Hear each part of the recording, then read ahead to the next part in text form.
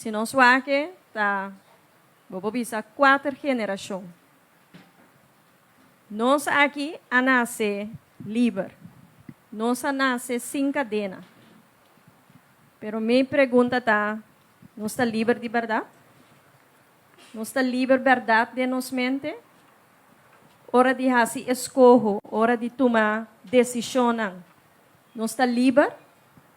Ou ainda nós está escravizado dor de rabia, prejuízo, medo? Como governo, nós está importante para nós começar a parar quieto na dia não a impactar e tá impactar nos vidas não. Essa aqui tá é para mim Anya, nós agradecemos ao OCW, nós agradecemos especialmente a Magazine Direi e nos jovens de Bonaire Youth Outreach para ajudar e começo agora aqui para conscientizar nos gente não de é parte aqui também de nossa cultura.